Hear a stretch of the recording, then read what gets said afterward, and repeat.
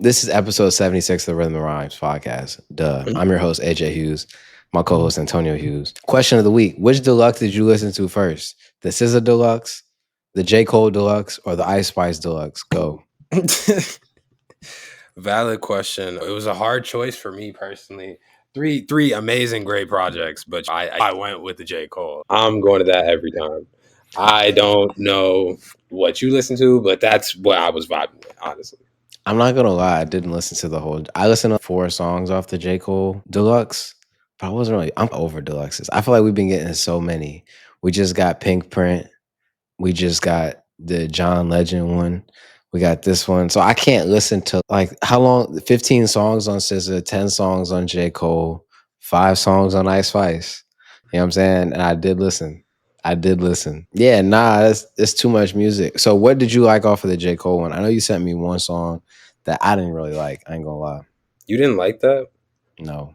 I just feel I didn't listen to the whole J. Cole either because it was, yeah, like you said, it was long, but there was definitely a couple on there I liked. I liked Keep Heaven Dancing. I liked the song with Bone Thugs, Die Together, but I was picking through it too because I was more so listening to the SZA Deluxe. I definitely dove into the J. Cole one first, but the SZA Deluxe was more in my pocket for the whole week. Okay, let's get into that. This didn't feel like, to me, a deluxe in this, like, of a deluxe of a project is songs that could have gone on the project initially that didn't make it, or that fit, Yeah. that should fit within the project of the song, right? Yeah. That 30 for 30 song, they recorded in the last 3 months. Yeah. Clearly, right? It's good, but it's like at that point, why release it as a deluxe? What does that do?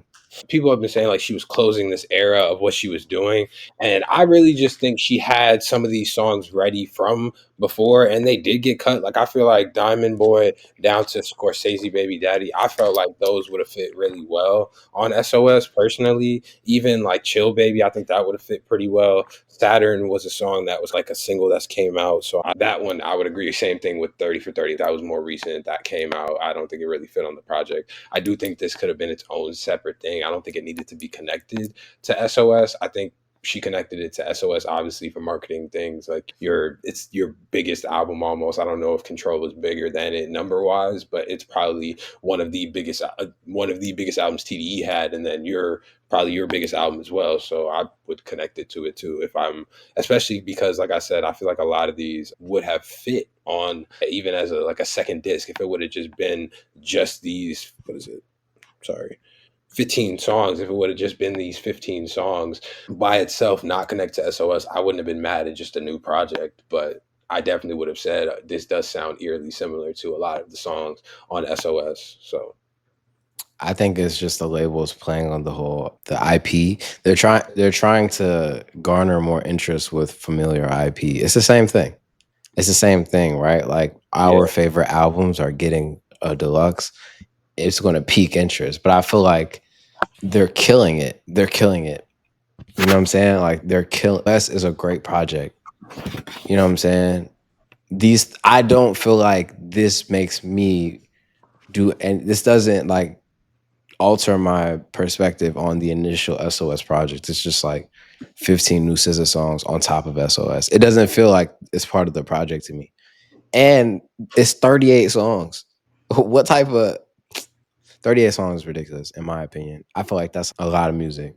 I don't know how you feel, but it is a lot of music, and I do feel like they should have had some type of separation to it. I don't think they needed to release it with SOS. Sorry, but she did do the same thing with Control when she released that like deluxe after a few years. I felt like that was only like 5 or 6 songs though, right? and those songs felt like it fit in the album though, and that's what I mean. These songs do feel like they could potentially be on the album, right? Potentially, but I don't know. I'm just tired of the deluxe thing. There's been so many of them at the end of the year, so I'm just over it.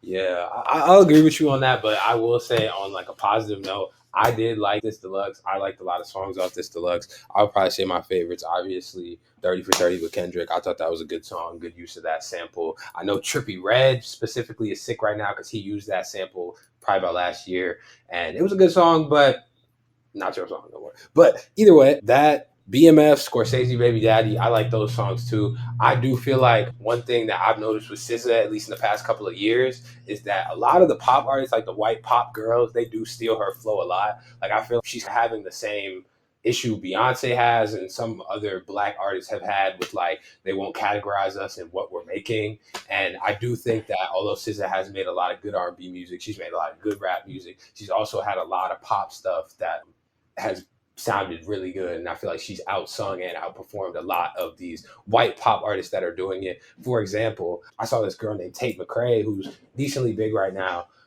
in the pop world with the Sabrina Carpenters, Billie Eilish, all that. I heard like this beat that she had used, and I was like, this sounds really similar to Nobody Gets Me. And then I looked at the dates, and it was like Nobody Gets Me had gotten released in when SOS got released, obviously, and then that had been released a year after. And I feel like I've caught that a couple of times specifically with SZA. So I'll just say that. Money Long put a post up yesterday, or it was like 2 or 3 days ago, saying that the head of Atlantic asked her to write some soulful music for the palm colored people. She put a post out on TikTok and said she said she wasn't gonna do it. But yeah, that's if they see it work with us, they're gonna have them do it for them. You know what I'm Yeah. saying? It would behoove them to not do that. But on SOS the Deluxe, my favorite songs were My Turn and Cry Baby. I will say I'm not a soft rock pop type of guy, so some of these I skip through. But My Turn and Cry Baby, those were solid. I'm not about to do a deep dive on the Ice Spice Y2K I'm Just a Girl Deluxe. I'm not doing it. It's But what I called will say, The Girl. I'm Just a Girl. Bro, I hate Ice Spice, bro. The Hannah Montana song, I do mess with it. The one with NLE Choppa and the baby. I ain't gonna lie. The baby, you can't get rid of him. You can't get rid of him. And then she had my favorite song off the project when it came out was Papa, and she got Anwell on the remix, which I think is cool. But other than that, you don't need to listen to this. Trust me. No, I saw Ice Spice doing that performance with Hannah Montana, and it sounded like a pretty good song. And yeah, you can't get rid of the baby, bro. The baby is going to stay relevant in some way. He is a real grinder as far as like I listened to his Drink Champs interview, and he talked a lot about what he was doing in Charlotte before he really got out. So I like you're not getting rid of the baby, bro. He's around, he's here to stay. And like his last project, he has some real like hits on there, club hits. So yeah. Right. Tell me, okay, so tell me about this Beyonce performance. I don't watch football. I don't like country music. So I tuned out. But I think I have a follow up question once you tell me about it, about something else. And I want to know what you thought about the performance overall. Every time I looked over at the performance, to me, it just looked really uniform and clean and just had this level of, to me, $1 billion performance. Why I say $1 billion performance is if I was a person who was looking for somebody to be in my advertisement, I would, after seeing that, if I hadn't already done it, Beyonce would be the first person I would get on the phone. I feel like one thing that we all know that attention is one of the biggest assets on the planet right now. It's one of the things that people are really paying for. And even when you see people like Aiden Ross, he just got a super big deal with a signing bonus just because he can pull in people's attention. So I just thought this performance was like very high level. Obviously, Beyonce's always been pretty high level as far as performances. She was singing really well, like her vocals sounded really good while she was out there. And like I said, there was just a level of cleanness. I'm pretty sure, don't quote me, that she had Texas Southern with her because that's the HBCU in Houston. She had a band out there. That was pretty cool to see. But yeah, I just thought it was a really good performance and it looked like a lot of money went into it. So People want to pay to see Beyonce. And like we were talking about before we started recording, she did the Verizon ad during the Super Bowl. And it was like a song and a performance in the ad, and that's when Cowboy Carter got announced on the Super Bowl ad. And so I think people are definitely going to tap into that. But it got me to thinking with advertisers looking for more ways to bring in eyeballs, right? They're revamping stuff. Netflix doing a halftime show at Christmas is something I never could have predicted, yeah, right? Especially with NBA viewership being down, it's the NFL is just taking a lunch money right now. But it yeah, got me to thinking. I saw a headline a little while ago, and it feels like it makes sense. And it feels like this is something he would do. Drake at the World Cup. The World that, Cup is in North America next year and the year after that, 25, 26. One of the cities is Toronto, and they said that they're doing a new type of halftime show. One, the World Cup is bigger than the Super Bowl. You know what I'm saying? yeah. Would this be bigger if he were to do this following the Super Bowl with Kendrick, do you think he could top the performance? And what do you think the odds of him actually doing it are? I think it's pretty. I'm not high odds, but it's like it's real close because I feel like one thing we can give Kendrick that even if you want to say he hasn't been dropping that much, he hasn't put out that much of a body of work to some people. Kendrick is always a person that can make a real moment. And I feel like Drake's tour, it was a moment. It went on for however long it went on. It was a really long tour when he was out there doing it. And that kind of showed us like the level of performance that he really had in the tank at this moment. But I do feel like with the amount of people that are into soccer worldwide and how much viewership it would bring in, I do feel like at that point it could be bigger than what Kendrick does because the NFL is mostly going to pull people from the US who are already tuning into football anyways, or who are just, or people usually from the US because Kendrick is a US based artist. So his biggest population is going to be, or his biggest number of fans is going to be in the US. That would pull mostly people from the US versus Drake is a I would say Drake is more of an international artist than Kendrick is. Kendrick is an international artist, but I feel like Drake has more of a pull on an international scale. I do think it could pull more people than the Super Bowl. I'd be interested to see it. I'd go pay for that. I'd pay to go to a World Cup game and then go see Drake perform. So would I, bro. We gotta see. We gotta see about that. But I think that's what's coming. I think that's what's coming. I think that's what's happening. And I would love, bro. You go like there's the Drake O2 performance from like 2019. I think it's the one where he brought Jay Huss out. I Yeah, watched that on YouTube the other day, and I was like, bro, there's nobody. How many artists could do a set of hits? Just hits, just hits. And I'm just like, bro, I don't know. I feel like as much of a Kendrick fan as I've been, I'm becoming, maybe I'm just sympathetic to Drake. I don't know what it is, but I don't know what it is. But this year, I just been like, bro, Drake that dude. Kendrick is that dude, but Drake is still that dude to me.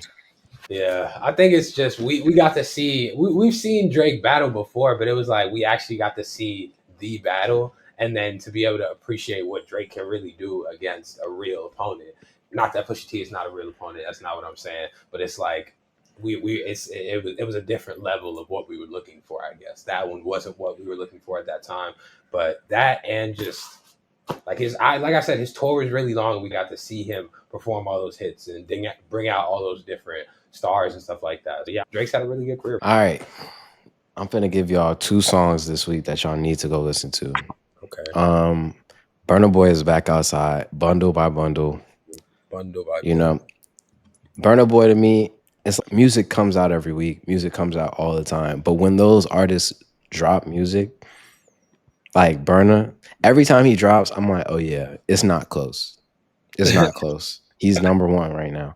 Every time I hear him drop something. So I give y'all that. And then shout out to my cousins.